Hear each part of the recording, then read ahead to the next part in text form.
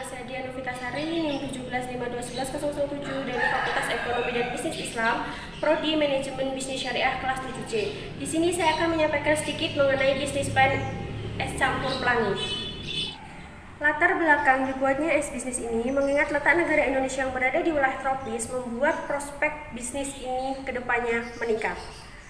Kemudian mengenai analisis strategi, di sini ada dua. Yang pertama analisis eksternal dibagi menjadi 4. Yang pertama analisis pelanggan.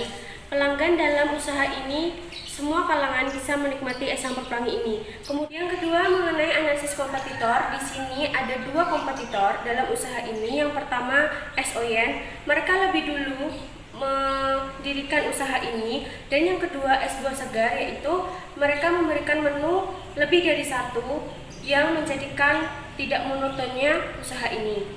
Yang ketiga analisis pasar. Dalam hal ini, pembuatan es campur pelangi memiliki potensi pasar yang cukup bagus karena dilihat dari lokasi tempat usaha yang dijalankan terbilang tidak sepi dan lokasi tersebut padat penduduk dan tidak jauh dari pemasok bahan baku.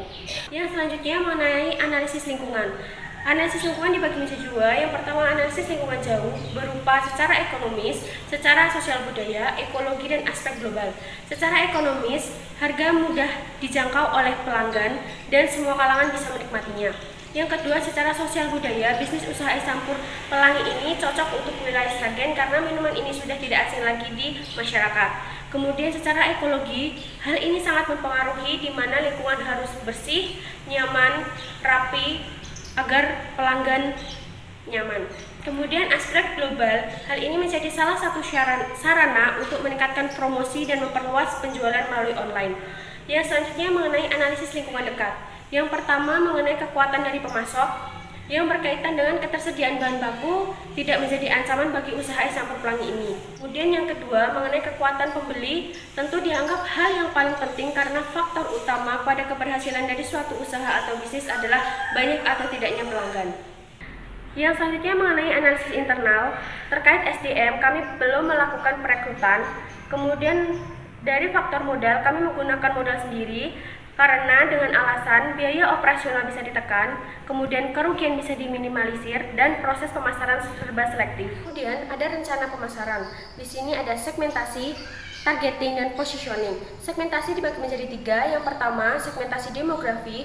Segmentasi ini dilihat dari usia. Produk es campur pelangi dapat diminati oleh semua usia. Yang kedua, mengenai segmentasi geografi. Dilihat dari letak negara Indonesia yang berada di wilayah tropis, es campur ini bagus untuk dijalankan bisnis. Yang ketiga, segmentasi psikografi. Segmentasi berdasarkan gaya hidup atau kepribadian ini membuat usaha es campur pelangi selalu berinovasi untuk mengikuti perubahan zaman. Yang selanjutnya mengenai target. Kami menargetkan 50 cup produk setiap harinya untuk dijual agar mendapatkan penghasilan yang stabil.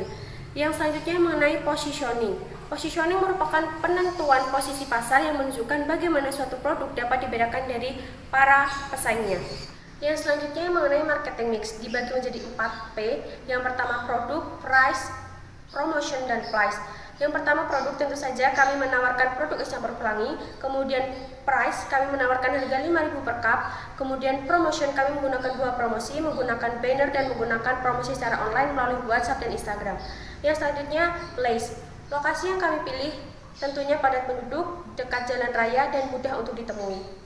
Selanjutnya mengenai rencana keuangan, di sini ada proyeksi keuangan, ada biaya kelengkapan produksi sebesar 381.000, kemudian ada biaya tetap sebesar 450.000, kemudian ada biaya variabel meliputi biaya listrik sebesar 30.000 dan biaya bahan baku sebesar 209.000. Jadi total biaya di sini sebesar Rp1.070.000.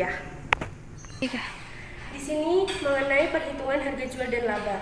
Kami mendapatkan total laba per cup sebanyak 2.240. Jadi dalam sebulan kami mendapatkan keuntungan sebesar 3.360.000. Yang selanjutnya mengenai analisis kelayakan usaha, kalian bisa melihat slide di sini mengenai perhitungan payback period. Dari perhitungan yang telah dilakukan, maka dapat diketahui bahwa payback period dari usaha es campur pelangi ini adalah kurang dari 1 bulan. Kemudian, mengenai perhitungan analisis keuntungan dihitung dari BEP per unit mendapatkan hasil 201 unit. Kemudian BEP dalam rupiah mendapatkan hasil sebesar 1.004.450. Jadi, untuk mencapai titik impasnya harus mencapai 201 unit dan penjualan sebanyak 1.004.450. Dari laporan laba rugi, kami mendapatkan laba 112.000 per hari. Dan yang bisa dapat saya sampaikan mengenai bisnis plan usaha es campur pelangi. Apabila ada salah kata, saya mohon maaf. Billahi taufiq wal hidayah. Wassalamualaikum warahmatullahi wabarakatuh.